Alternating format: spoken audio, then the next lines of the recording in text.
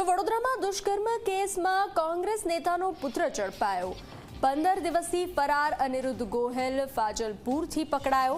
યુવતીને લગ્નની લાલચ આપી અને દુષ્કર્મ આચર્યું હતું। યુવતી ગર્ભવતી બનતા જબરદસ્તીથી ગર્ભપાત કરાવ્યો હતો। પોલીસે અનિરુદ્ધ સિંહને કોર્ટમાં રજૂ કરી અને 2 દિવસના રિમાન્ડ મેળવ્યા છે। 15 દિવસથી ફરાર અનિરુદ્ધ સિંહ ગોહેલને ફાજલપુરથી ઝડપી પાડવામાં આવ્યો છે। તો દુષ્કર્મ કેસમાં કોંગ્રેસ નેતાનો પુત્ર ઝડપાયો છે। યુવતીને લગ્નની લાલચ આપી દુષ્કર્મ આચર્યું હતું। બળજબરીપૂર્વક ગર્ભપાત કરાવ્યો હતો। તો કોર્ટમાં રજૂ કરી પોલીસે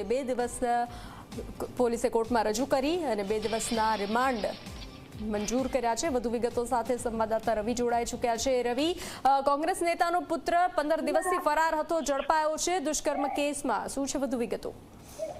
બનસી વાત કરવામાં આવે તો નંદેસરીમાં કોંગ્રેસના જે નેતા છે રાજેન્દ્રસિંહ ગોહિલ, તેમનો પુત્ર અનિરુદ્ધસિંહ ગોહિલની પોલીસે દુષ્કર્મના કેસમાં ધરપકડ કરી લીધી છે। મહત્વની બાબત છે કે જે પરપ્રાંતીય પીડિતા છે તેના દ્વારા આજે કોંગ્રેસ પુત્ર છે અનિરુદ્ધસિંહ ગોહિલ તેના પર બળજબરીથી દુષ્કર્મ આચર્ય હોવાનો ફરિયાદ દાખલ કરાવી હતી અને ફરિયાદ દાખલ થતાની સાથે જ આજે આરોપી છે તે ભૂગર્ભમાં ઉતરી ગયો હતો।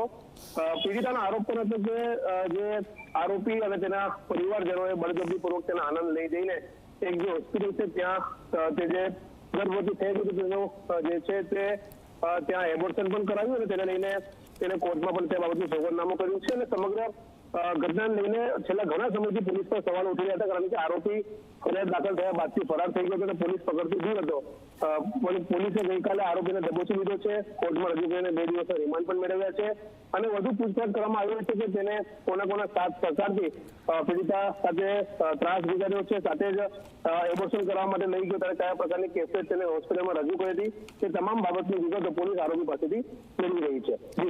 જી રવિ, જાણકારી સાથે જોડાવા બદલ આભાર।